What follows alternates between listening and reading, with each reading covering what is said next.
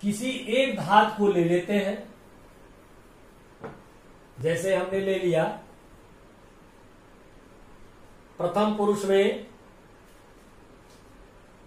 गम धातु का रूप ले लिया, तो एक वचन, द्विवचन और बहुवचन में उसका प्रयोग हम करेंगे। जैसे गच्छति,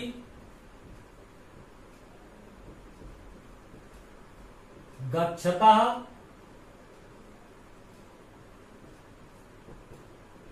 गच्छन्ति।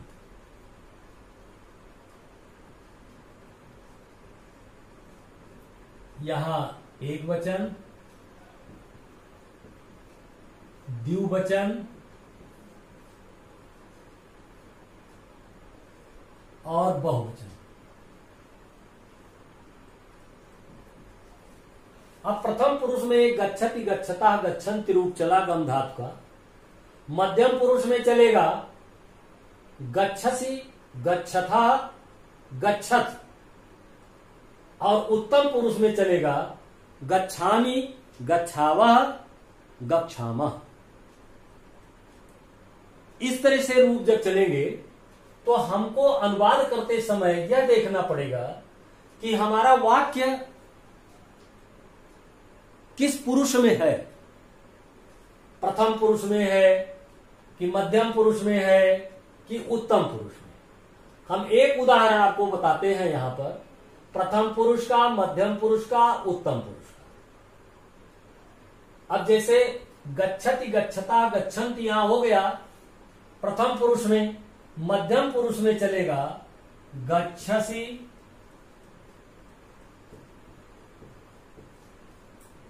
गच्छथा,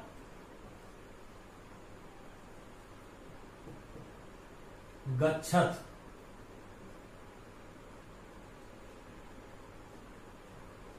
गच्छत।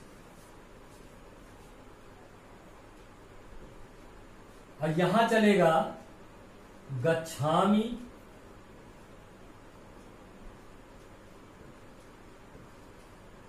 गच्छावः,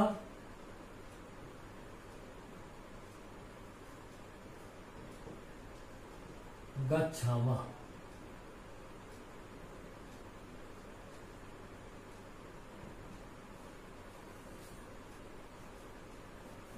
प्रथम पुरुष एक वचन, द्विवचन, बहुवचन।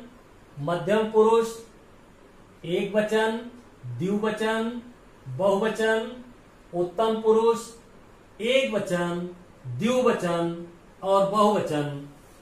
इस प्रकार से गम धातु का रूप चल रहा है। यहां तो धातु का रूप क्रिया में परिवर्तित करने के लिए, क्रिया को धातु में परिवर्तित करने के लिए, धा का मतलब धारण हुआ। हम कौन सी क्रिया धारण कर रहे हैं, धातु उससे निकल करके आती है। इसी तरह से कर्ता कौन सा है, पुल्लिंग है कि स्त्रीलिंग है कि नपुंसक लिंग है, एक वचन का है, द्विवचन का है कि बहुवचन का है। अब मैं आपको स्पष्ट कर देना चाहता हूं कि अनुवाद करते समय जिस वचन का कर्ता होगा, जिस पुरुष का कर्ता होगा और जिस काल का कर्ता होगा, जिस लिंग का कर्ता होगा, उसी पुरुष, उसी वचन, उसी लिंग की क्रिया भी होनी चाहिए। अगर आपका कोई वाक्य दिया हुआ है कि राम दूध पीता है, आपने अनुवाद कर दिया राम दूध पीता है। कैसे करेंगे? आपने लिख दिया रामा दुग्धम पीवसी, तो आपका अनुवाद गलत हो गया, क्योंकि आपने रामा शब्द तो प्रथम पुरुष एक वचन का है और क्रिया आपने लगा दी मध्यम पुरुष एक वचन की, तो इससे स्पष्ट हो गया कि आपने उस नियम का पालन नहीं किया जिस नियम के अंतर्गत हम संस्कृत का अनुवाद करते हैं। हम इसी तरह से तीनों पुरुषों के विषय में आपको एक बार फिर से एक बहुत साधारण फार्मूला है। जैसे आपने अभी लिखा गच्छति गच्छता गच्छन्ति, तो इसको लिख दें ती ताह अंति, सी थ आमी आवह आमह। अब आप कहेंगे कि गुरुजी आपने ये क्या लिख दिया? तो वर्तमान काल में लट लकार में किसी भी धातु का रूप अगर चलाएंगे पांचों लकारों में, तो निश्चित रूप से आपको जैसे गम धातु का रूप आपने चलाया गच्छति गच्छता गच्छन्ति, तीता अंति, गच्छसि गच्छथा गच्छथ, शीथ थ, आमि गच्छामि, गच्छावह आवह आमह, इस तरह से रूप बन जाएगा। तो आप गम धातु का रूप ही नहीं, आप गम का, पा का, भू का, इस तरह से लगभग कई धातुओं के रूप आप वर्तमान काल लट लकार में आसानी से याद कर सकते हैं। तो प्यारे बच्चों, आइए हम आपको एक छोटे छोटे अनुवाद बताते हैं। प्रथम पुरुष को लेकर के, मध्यम पुरुष को लेकर के, उत्तम पुरुष को लेकर के। जैसे हमने प्रथम पुरुष में बहुत छोटे छोटे वाक्य हैं। प्रथम पुरुष में आपने बनाया कोई वाक्य, एक वाक्य बना लीजिए, चाहे जो भी वाक्य बना लीजिए। एक वचन, द्विवचन,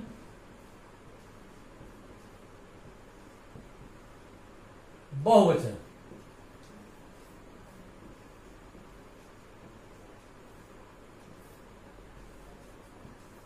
इस तरह से एक वचन, द्विवचन, बहुवचन आपने लिख लिया। अब आप प्रथम पुरुष में जाना चाहते हैं अनुवाद करने के लिए प्रथम पुरुष। तो मान लीजिए आप लिखना चाहते हैं कि वह पीता है, बहुत छोटा वाक्य है, या वह जाता है, वह हंसता है, वह गाता है, चाहे जो भी ले लीजिए। तो हम एक वाक्य ले लेते हैं बिना क्रिया के, केवल बिना कर्म के, केवल कर्ता रहेगा और क्रिया रहेगी। जैसे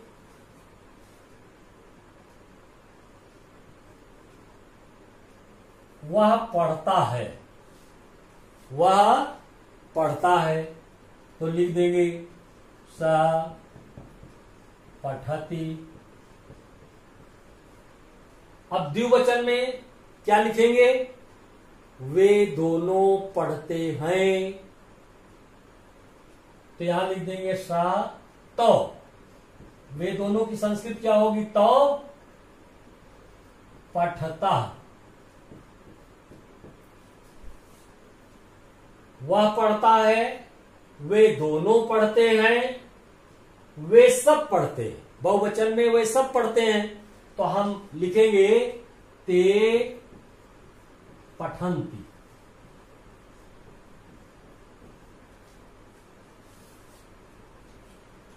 ती ताह अंति, इस तरह से हो गया। अब मध्यम पुरुष में आइए। मध्यम पुरुष, मध्यम पुरुष में अगर हम इसी अनुवाद को करना चाहते हैं, पढ़ने को ही, तो हम लिखेंगे त्वं पठस।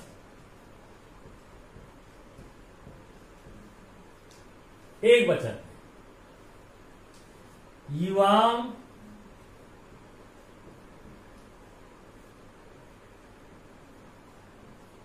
पठ था, तुम दोनों पढ़ते हो, तुम सब पढ़ते हो। यूयम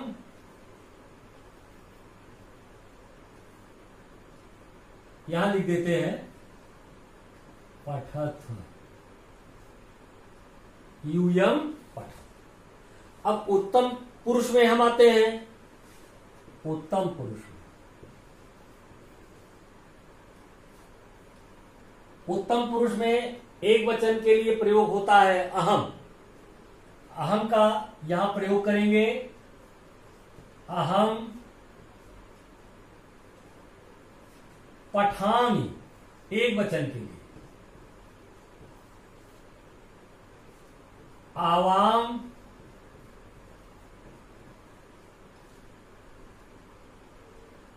पठावा, यहां लिख देते हैं जगह पर। वयम पठामा,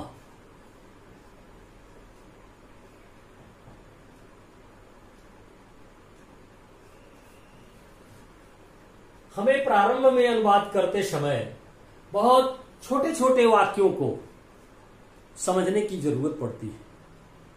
हम कभी कभी उसको भूल जाते हैं और सोचते हैं कि ये बहुत छोटी चीज है, इस पर कोई ध्यान न दिया जाए।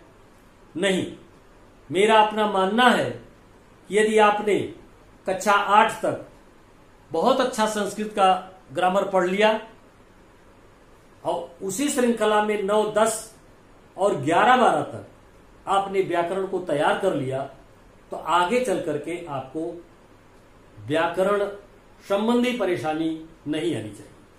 इसलिए मैंने आपको आज अपनी कक्षा में छोटे छोटे वाक्यों का बोध कराया, वर्तमान का लट लकार का, जिसे मैं आपको प्रथम पुरुष, मध्यम पुरुष, उत्तम पुरुष तीनों पुरुषों में एक वचन, द्विवचन और एक वचन, द्विवचन, बहुवचन के माध्यम से आपको कर्ता और क्रिया, जिस वाक्य में केवल 2 ही हो, इस तरह से छोटे छोटे वाक्यों का अनुवाद कराया। अब मुझे पूर्ण विश्वास है कि आप लोग निश्चित रूप से मेरे विचार को, मेरी भाषा को, मेरे पठन पाठन को समझ गए होंगे। समझ में आपके अधिक से अधिक आए, मेरा प्रयास यही है, मेरा साध्य यही है कि मैं अधिक से अधिक छात्रों को लाभ पहुंचा सकूं। मेरा यही उद्देश्य है। आज हमारी कक्षा यहीं पर विश्रांत लेती है। हम लोग पुनः अगला जो कार्यक्रम हमारी कक्षा का होगा, उसमें हम लोग अनुवाद का अध्ययन किस काल का करेंगे? आज्ञा अर्थ, आज्ञा अर्थ लोट लगा।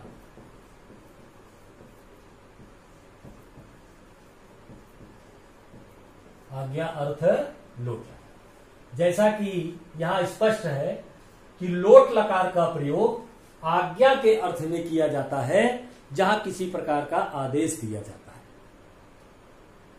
तो हम लोग प्यारे बच्चों कल आज्ञा अर्थ लोट लकार का अध्ययन करेंगे। छोटे छोटे वाक्यों के माध्यम से आप अपने घर जाकर के अभ्यास करेंगे, बनाएंगे, देखेंगे, पुनरावृत्ति करेंगे। आज यहीं पर कक्षा हमारी विश्रांत लेती है। आप सब अधिक से अधिक ज्ञानार्जन करें और आपका कल्याण हो सके, मेरी आपके लिए मंगलमय